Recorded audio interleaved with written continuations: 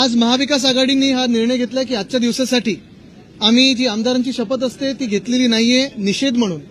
कारण एकंदर आपण पाहतोय राज्यात जे वातावरण असायला पाहिजे होतं, एखादं सरकार जेव्हा एवढ्या बहुमताने निवडून येतं तेव्हा वातावरण उत्साहाचं असतं, जल्लोष असतो, साजरं करत असतात सगळे. पण कुठेही जल्लोष दिसत नाही, कुठेही कोणी साजरं करत नाहीये. आणि मनात हाच प्रश्न पडतो जो आम्ही आधी पण विचारलेला होता की हे जे मॅन्डेट आहे हे जनतेने दिलेलं मॅन्डेट आहे की निवडणूक आयोगाने दिलेलं मॅन्डेट आहे, ईव्हीएमने दिलेलं मॅन्डेट आहे.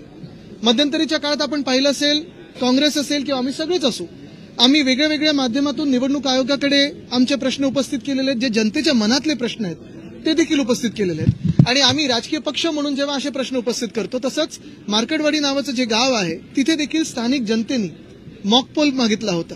मॉकपोलची पूर्ण तयारी झाली होती आणि हे सगळं निवडणुकीनंतर होतं. म्हणजे निकाल आले होते, तिकडे आपण पाहिलं असेल जिंकलेले जे उमेदवार आहेत, जे आमदार झालेले आहेत, त्यांनी देखील तिथे पाठिंबा दिला होता. कारण हा मॉकपोल जनतेच्या मनात देखील जो शंका आहेत ते उत्तर देणारं होतं.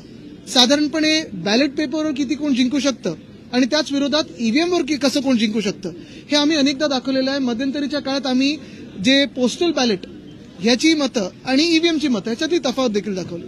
पण काल परवाकडे आपण पाहिलं की नुसतं कर्फ्यूच नाही त्या गावामध्ये, तर कर्फ्यूच्याही पुढे जाऊन काल रात्री मला वाटतं काही अटका देखील सुरू झालेल्या आहेत. 20 जणांना अटका झालेल्या आहेत.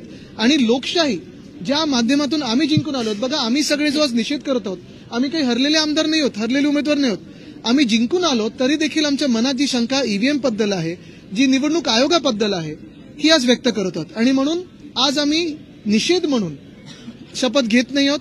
जनतेचा मान राखून, जनतेच्या मनात जी शंका आहेत त्याचा मान राखून आम्ही आज शपथ घेत नाही आहोत. महत्वाची गोष्ट हीच ठरेल की लोकशाहीचा जो लॉंग मार्च आहे, लोकशाहीचा जो आपण पाहत असाल एक मोर्चा आम्ही हाती घेणार आहोत, इथपासून सुरुवात होते. कारण लोकशाही चिरडण्याचं काम आधी देखील होत होतं. आपण पाहिलं असेल 2014 पासून हळूहळू जे चाललेलं आहे, इन्स्टिट्यूशन्स मारण्याचं काम चालू आहे. लोकसभेत जनतेने निकाल दिला, पण तोच निकाल चिरडण्याचं काम या सरकारने करायचा प्रयत्न केलेला आहे. त्याच्या विरोधात आम्ही असे पाऊल उचललेलं आहे.